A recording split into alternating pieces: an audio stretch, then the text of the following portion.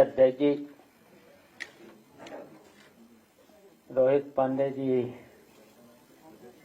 और यहाँ अवध बिहारी लाल नेता विरोधी दल के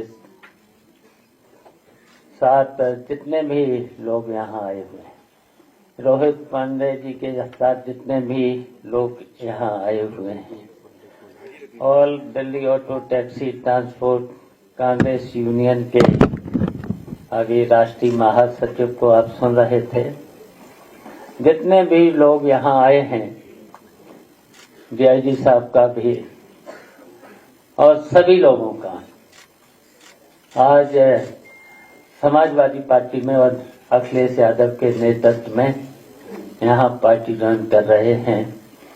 इसके लिए हम आप सब लोगों को धन्यवाद देते हैं और आगे तो इस सरकार के कारनामे को तो बहुत अच्छी तरह से बता ही दिया है और जितने ये प्रोफेसर बैठे हैं इनको भी बहुत अच्छी तरह जो भारतीय जनता पार्टी की सरकार है इससे के कारनामों से सभी पूरा देश और उत्तर प्रदेश तो करा ही रहा है। इतनी भ्रष्ट सरकार शायद अभी तक के इतिहास में सारे रिकॉर्ड भ्रष्टाचार के सरकार ने तोड़ दिए हैं। तो इस सरकार को हम सब लोगों को मिलकर के और अब माहौल भी बनता चला जा रहा है। उत्तर प्रदेश में माहौल पूरी तरह से अब बनता चला जा रहा है और अब हम सब लोगों की जिम्मेदारी है कि इस सरकार को अब बहुत जल्दी उत्तर प्रदेश से हटा देना है और इसको हटाने के लिए अब आप सब लोगों को जो परेशानी में हैं, इस समय बहुत लोग परेशानी में हैं। अभी आपने देख ही लिया है, सुन ही लिया है, ट्रांसपोर्ट के लोग जो हमेशा सड़कों पर रहते हैं और सड़कों पर रहने के बाद कितना उन पर जुल्म और अत्याचार और उनकी लूट किस तरीके से लूट हो रही है और ये सरकार के लोग किस तरीके से लूट रहे हैं। उत्तर प्रदेश का तो पता ही है, यहाँ पत्रकार बंधु बैठे हैं, उत्तर प्रदेश का तो पता ही है बजट कैसे लूटा जा रहा है। उत्तर प्रदेश का बजट तो इतना दिखावे में तो इतना है, पहले तो खर्च नहीं होता है विकास में 40% से खर्च नहीं होता है और उसके जो खर्च भी होता है उसमें कितना कमीशन सीधा सरकार के लोग। और यहाँ तो आपने तो देखा ही है कि 9 साल में गड्ढों के नाम पर कितना पैसा लूटा गया है, गड्ढे भरे नहीं गए और हर फरवरी मार्च में पूरा का पूरा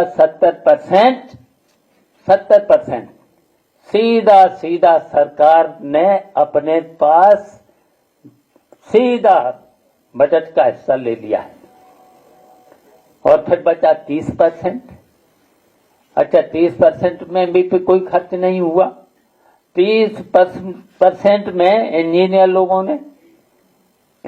लोगों ने ठेकेदार के लोगों ने, अच्छा ठेकेदार में आप समझ ही रहे कितना उनका होता है, 20% तो कम से कम उनका है।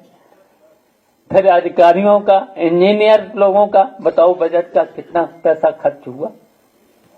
तो इतनी लुटेरी सरकार शायद आज के इतिहास में सबसे भ्रष्ट सरकार भारतीय जनता पार्टी की।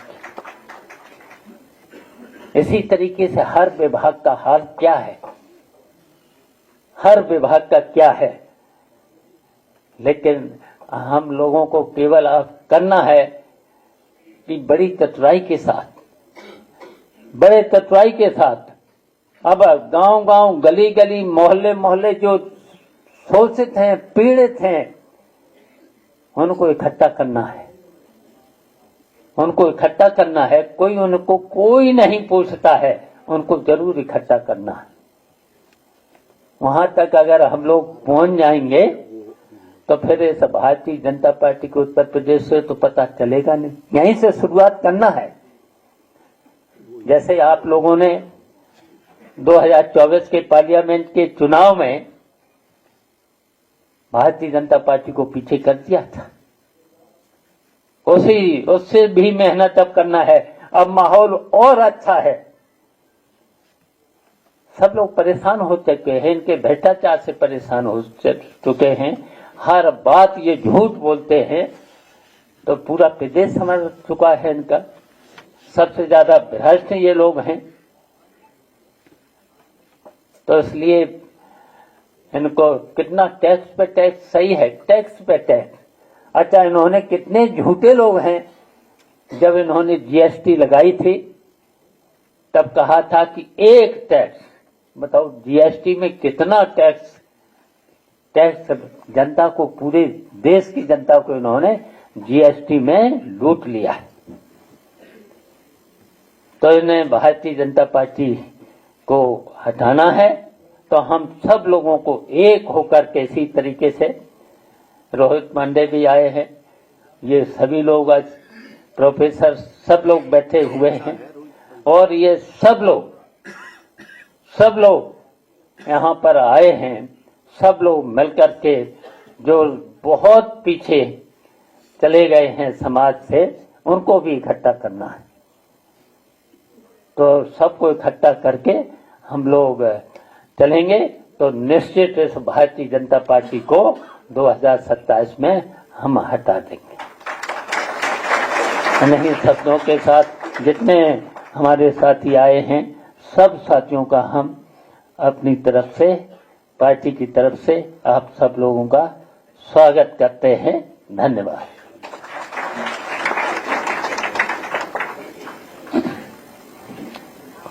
अब आप लोगों के सामने सामाजिक न्याय के शानदार योद्धा और समाजवादी पार्टी के राष्ट्रीय अध्यक्ष जी आप लोगों के समक्ष अपने विचारों को रखेंगे। माननीय राष्ट्रीय अध्यक्ष।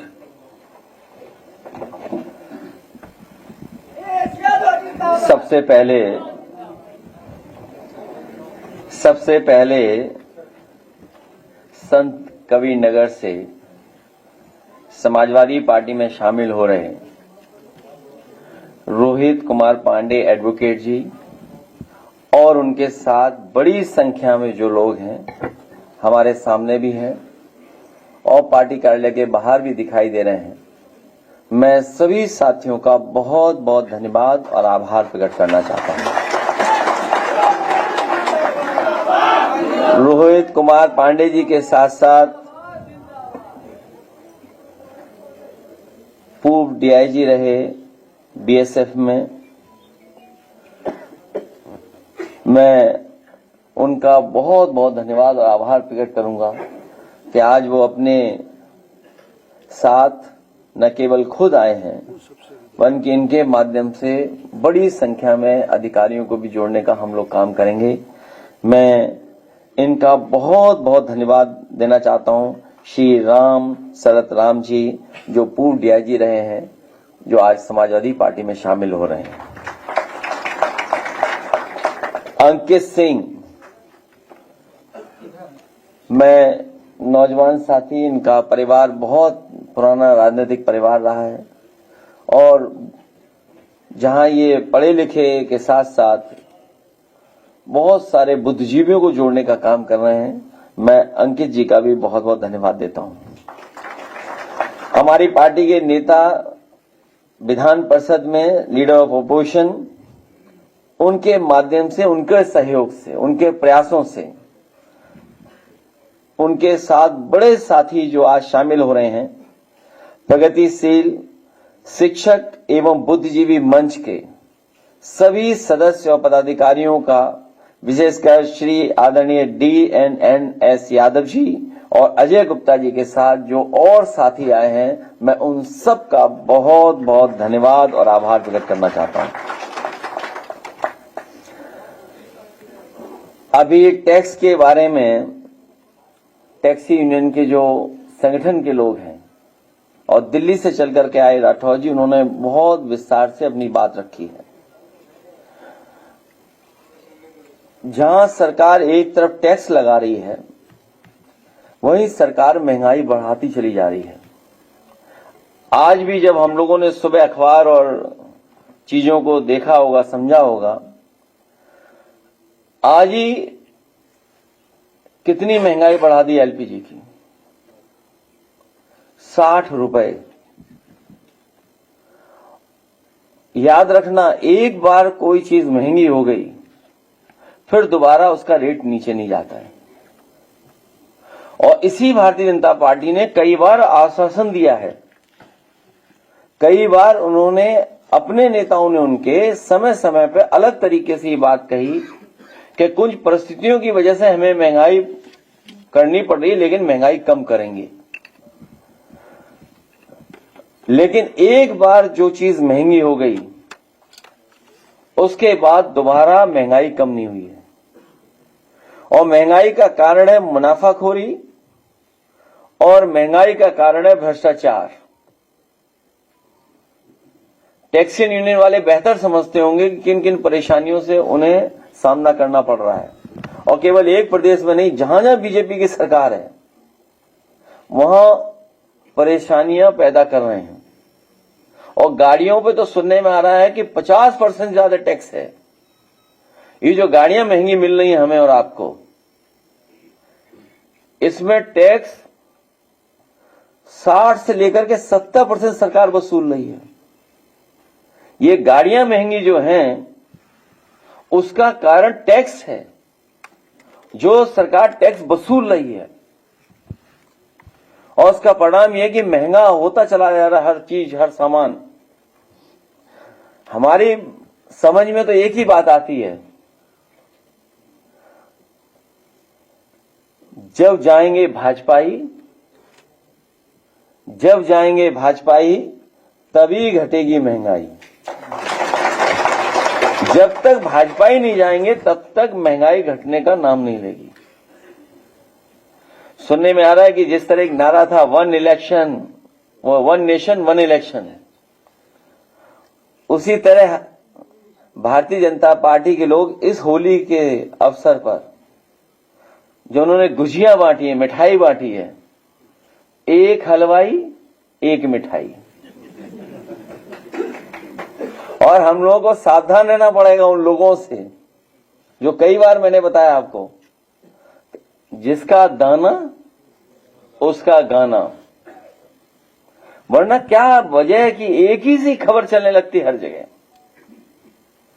इसका मतलब यही हुआ कि एक ही हलवाई है जो मिठाई बांट रहा है, वन हलवाई वन मिठाई।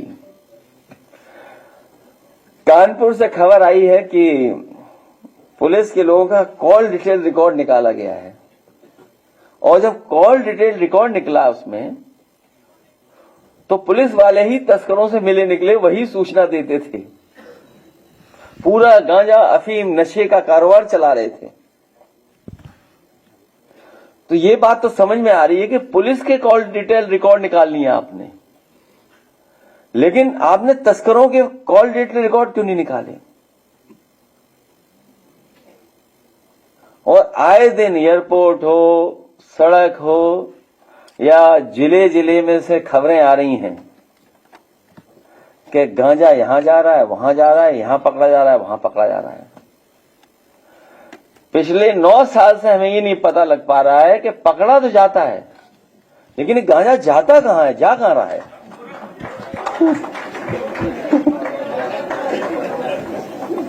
नहीं, पकड़ा तो हर दिन जाता है।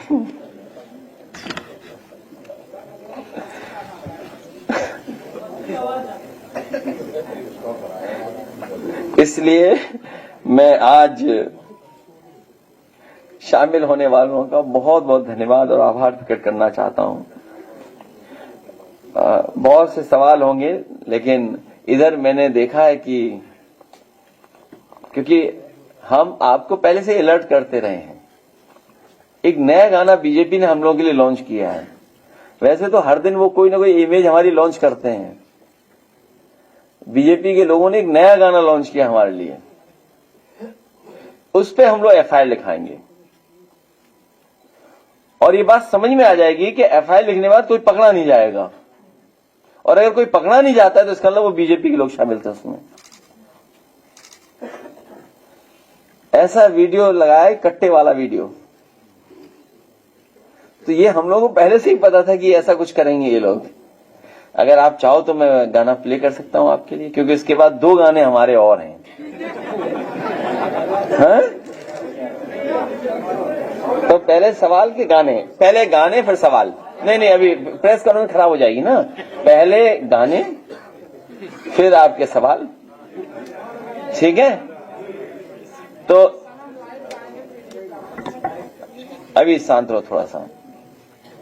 तो अभी एक हमारा गाना लॉन्च किया हमें, हमारी पार्टी को बदनाम करने के लिए।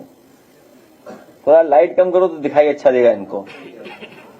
तो इस गाने पर एफआईआर लिखी जाएगी कि वीडियो किसी का है, गाना किसी का लग रहा है, लगता है एआई से जनरेटेड है। हाँ, अब चलाइए गाना।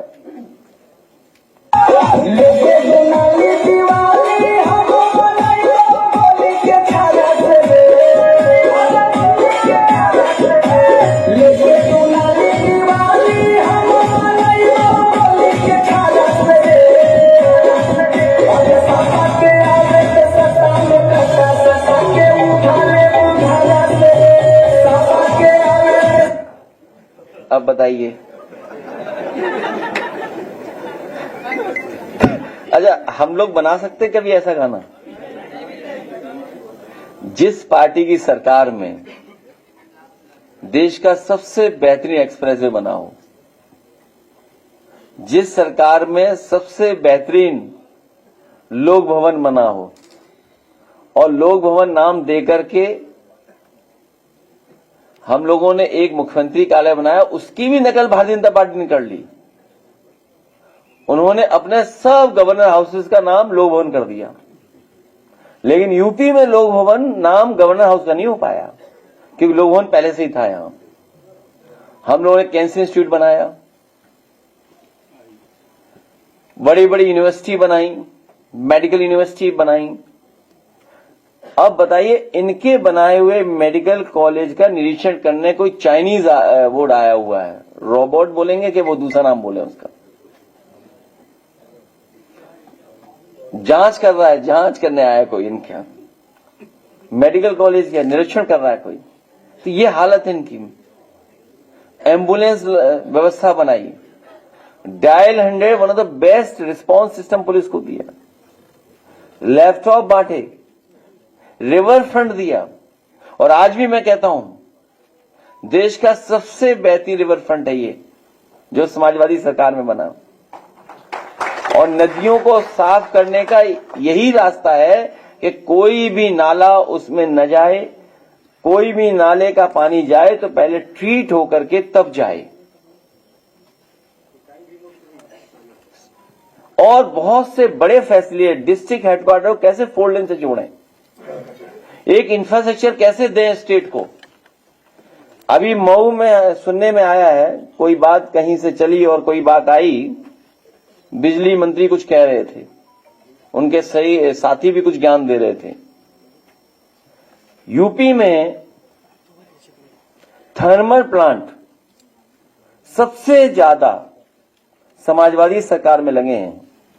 पिछले 10 साल में भारतीय जनता पार्टी बताए कि बिजली बनाने का थर्मल एक भी प्लांट उन्होंने लगाया हो तो बताएं। यूपी में समाजवादी सरकार में एटा में लगा, ललितपुर में लगा, कानपुर में लगा, अलीगढ़ में लगा, झांसी में लगा, सोनभद्र में लगा, और सबसे बेहतरीन ट्रांसमिशन डिस्ट्रीब्यूशन में इंफ्रास्ट्रक्चर बेहतर किया। हमारे यहां, आपके यहां जब भी कोई कार्यक्रम होता है तो विदाई के बाद लोग घूमने जाते हैं। हम और आप सब लोग कार्यक्रम विदाई के बाद बनाते हैं, घर परिवार के लोग विदाई के बाद बनाते हैं। ये पहले मुख्यमंत्री हैं जो विदाई से पहले घूमने चले गए। और जब ट्रेन में वो रफ्तार बढ़ी और जब 500 किलोमीटर प्रति घंटा बढ़ी तो बताओ ताली बांधने लगे। और उस खुशी में ये भूल गए कि उंगली कौन सी दिखानी है, और क्यूटो देखने नहीं गए। बताइए, जो झगड़ा यहां पर है वो वहां भी दिखाई दिया है। तो ये स्थितियां हैं। इसलिए हम सब लोग मिलकर के जो आज साथी हैं उनका धन्यवाद देते हैं, आभार प्रकट करते हैं।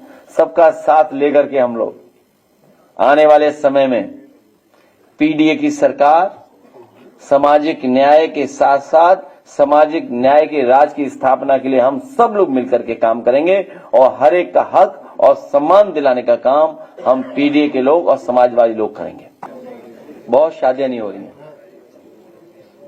और वो कारण सब हैं, सब कारण है। उसकी नौकरी नहीं है, महंगाई है, कहां शादी करें, उम्र बढ़ गई लोगों की बहुत, और अनएम्प्लॉयड फादर बहुत हैं इस समय, अनएम्प्लॉयड फादर। अभी सर सरकार ने, इनकी सरकार जो है इजराइल में जो है श्रमिक भेजे, वहाँ पे जो श्रमिकों का हाल है, वहाँ पे जो है बनकर घुसने नहीं दे रहे हैं। जब बमबार्डिंग होती है तो उन श्रमिकों की ऐसी हालत है कि वो अपने अपने वीडियो डाल रहे हैं कि हमको किसी तरह खाना खिलाते हैं। तो ये सरकार उस पर कोई तवज्जो नहीं दे रही, खामोश है। जितने भी लोग खाड़ी में अपने घर भारत आना चाहते हैं, सरकार को जिम्मेदारी से उन सबको वापस लाना चाहिए। और हम लोग पहली बार देख रहे हैं, हमारी विदेश नीति भी विदेश के लोग तय कर रहे हैं। ये देश के लिए बहुत संकट की बात है कि हमारी विदेश नीति भी विदेश के लोग तय कर रहे हैं। 6 दिन बाद अमेरिका ने कहा है कि जो है 20 दिन का समय दे रहा है। इसीलिए मैंने कहा कि विदेश नीति विदेश के लोग नहीं तय कर सकते हैं। भारत की विदेश नीति क्या होगी, भारत की सरकार, भारत के लोग तय करेंगे। ईरान के सुप्रीम लीडर की हत्या होती है, 6 दिन के बाद जो है कंडोलेंस साइन होता है। ये पहली बार ऐसा है कि किसी जो है देश के सुप्रीमो का ये हुआ और 6 दिन के बाद जो उसकी कंडोलेंस साइन हो रहा हो भारत के। अब हम लोग दे चुके हैं, कंडोलेंसेस दे चुके हैं, सब बातें हो चुकी हैं।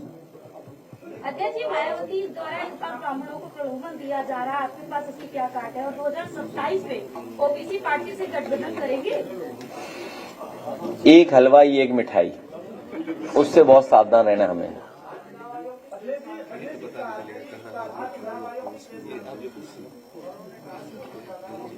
जो लोग माननीय जी को माला पहनाने के लिए आए हैं वो कृपया इधर आ जाए। रुक जाओ।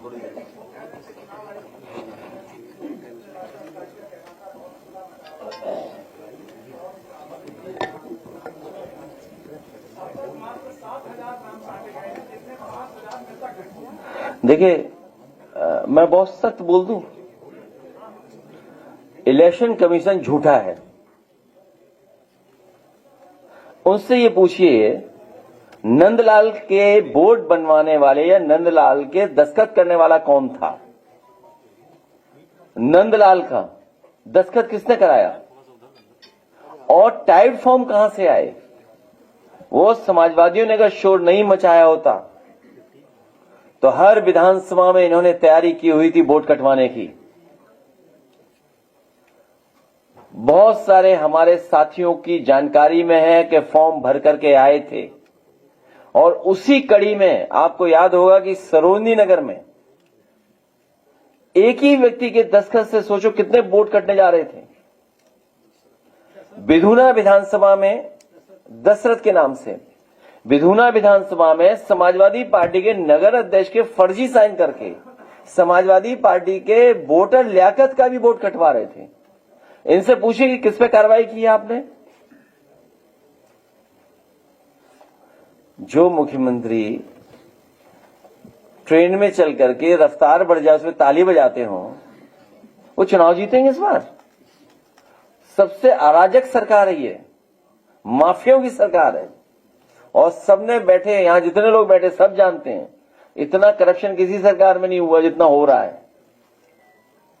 सबसे करप्ट गवर्नमेंट है ये अभी तक की। काशी की धरती से आज शंकराचार्य ने धर्म युद्ध के नाम से ऐलान कर दिया है। उनकी मांग है कि गाय को राजमाता घोषित किया जाए।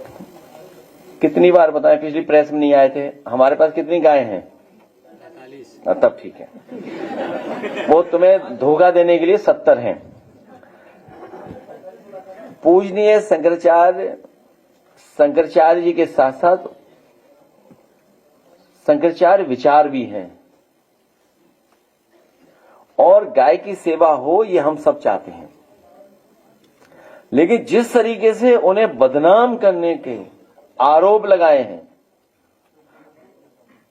पूजनीय शंकराचार्य जी के साथ साथ सनातन को ये बदनाम करना चाहते हैं। सोचिए, भारतीय जनता पार्टी सनातन को बदनाम कर रही है। प्रधानमंत्री जी ने और शंकराचार्य जी हमारी संस्था है सनातन की, उसी को अपमानित कर रहे हैं लोग झूठे मुकदमे लगवा करके। इजराइल को फादरलैंड कहा है प्रधानमंत्री जी ने। प्रधानमंत्री और बीजेपी कुछ भी कह सकती है। रूस हमारा पुराना मित्र है, लोकसभा में जाएंगे तो कहेंगे रूस से और तेल खरीदना चाहिए, सस्ता मिले तो और खरीदना चाहिए, हमारी अर्थव्यवस्था बेहतर हो, हमारे लोगों का कारोबार चले, नौकरी मिले, रोजगार मिले। हर देश यही तो चाहता है कि उसकी अर्थव्यवस्था बेहतर हो, नौकरी मिले, रोजगार मिले, हमारी अर्थव्यवस्था बेहतर हो। अर्थव्यवस्था तब बेहतर होगी जब तेल हमें सस्ता मिलेगा।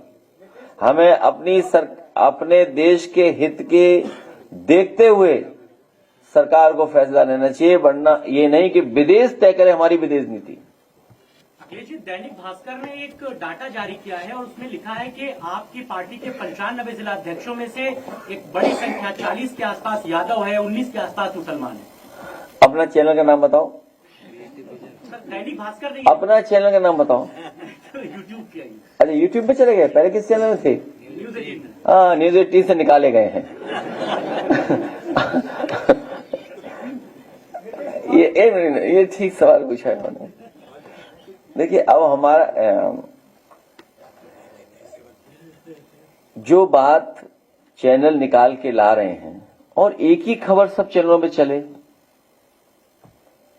कोई एक बात निकले तो हमें तो यही समझ में आता है होली के त्योहार पे कि एक हलवाई एक मिठाई। हलवाई कौन है जो बांट रहा है गुजिया? और अच्छा किया इन्होंने ये जानकारी दे दी।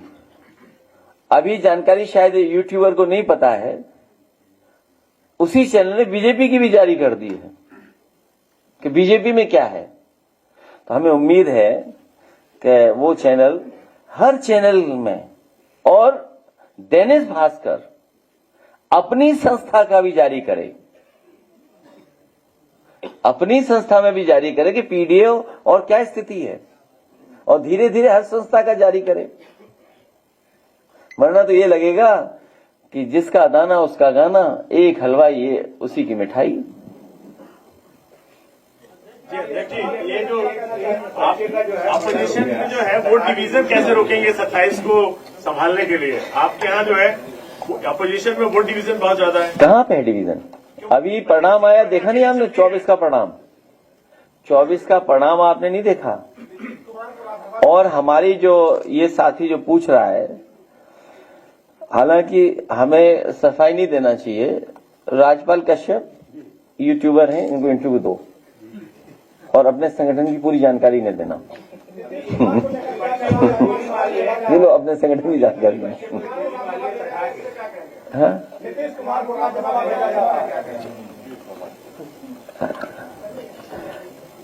आपको मैंने एक सवाल पूछा था, याद होगा आपको, कि 5 बड़ा के साथ लोकसभा बड़ी के विधानसभा, स्टेट मिनिस्टर बड़ा की केंद्रीय मिनिस्टर, राज्यसभा बड़ा की मुख्यमंत्री, राज्यसभा की मुख्यमंत्री। हम लोग तो सोचिए, एक समय पर सपा बसपा का जब गठबंधन हुआ था, उस समय आदरणीय मायावती जी को हम लोग प्रधानमंत्री बनाना चाहते थे। अभी जब इंडिया गठबंधन हुआ, और हमारे चाचा भी जानते, चाचा तो बहुत पहले बनाना चाहते थे उन्हें प्रधानमंत्री, हम सब मिलकर के नीतीश कुमार जी को प्रधानमंत्री बनाना चाहते थे।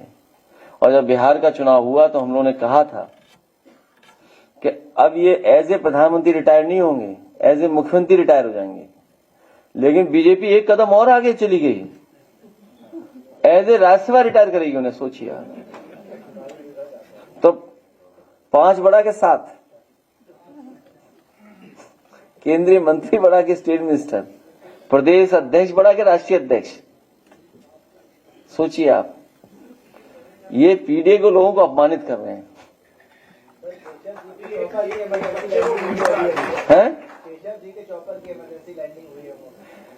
अभी नया जो ये हेलीकॉप्टर आया है वो नहीं दिया होगा उनको। नहीं, ये ठीक कह रहे हैं हमारे, नहीं, स्वस्थ रहें और ऐसी घटना किसी के साथ नहीं हो, क्योंकि मशीन है, वो मशीन में हम लोग उड़ते हैं, मान लीजिए सब उड़ते हैं, हम लोग सब चलते हैं, मशीन हमेशा अच्छी होनी चाहिए। और ये नया हेलीकॉप्टर उन्हें मिलना चाहिए जो नया आया है। कल अंतर्राष्ट्रीय महिला दिवस है, महिलाएं सुरक्षित हैं यूपी में? कल बात करेंगे। अखिलेश जी, एक रिपोर्ट के मुताबिक आपके टेबल पर जो पानी रखा हुआ है इसमें बैक्टीरिया। ये भारतीय जनता पार्टी, यही अगर दूसरी तरह की घटना हुई होती तो अभी बुलडोजर पहुंच गया होता। हम उस परिवार की मदद करेंगे। हमारे पार्टी के संगठन के लोग पहुंचे हैं, घर परिवार के लोगों से मिले हैं, उस परिवार की कानूनी मदद और आर्थिक मदद हम लोग करेंगे। हमारे जो संगठन के पदाधिकारी हैं उन्हीं के परिवार का सदस्य है वो। महिला दिवस पर कुछ संदेश देना चाहेंगे? वो महिला दिवस के दिन कल आने दीजिए। कल अब भास्कर जैसा मत बनो, सूर्योदय के आग लगाने वाले। एक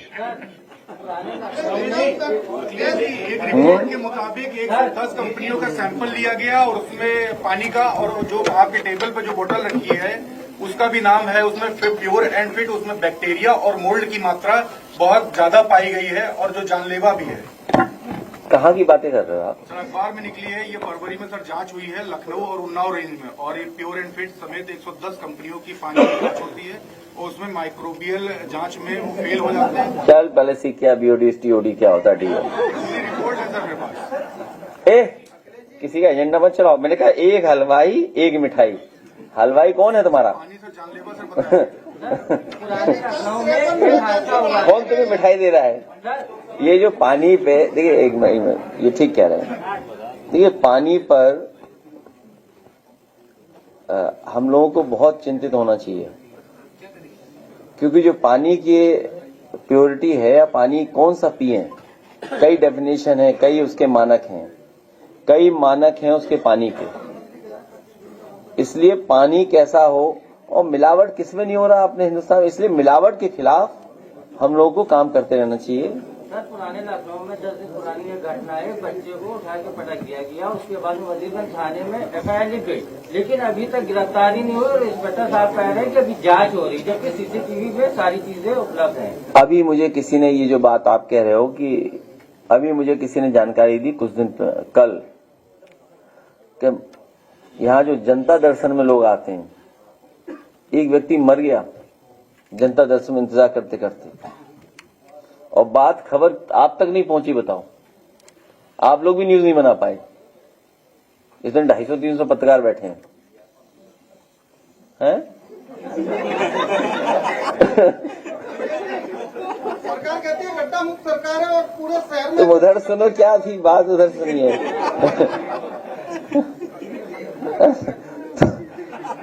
आप सोचिए सरकार की कितने इनह्यूमन हैं लोग, कितने इनसेंसिटिव हैं, कि कोई अपनी फरियाद लेकर के आया बेचारा और बैठा रहा, किसी ने सुना नहीं, उसकी जान चली गई। और जान इसलिए चली गई कि त्योहार था, कोई देखने नहीं पहुंचा। ये अगर बात गलत है तो बताए सरकार। सरकार होली मनाती रही, बताइए, वो यहाँ गरीब आया, वो उसकी जान चली गई। और जो सरकार की बैठक हो रही है, ये जो बैठकें हो रही हैं जगह जगह, पहले कहीं दिल्ली के पास हुई, कल कानपुर हुई, ये तैयारी कर रही है बैठक अंदर ही अंदर कि कितने विधायकों की टिकट कटनी है।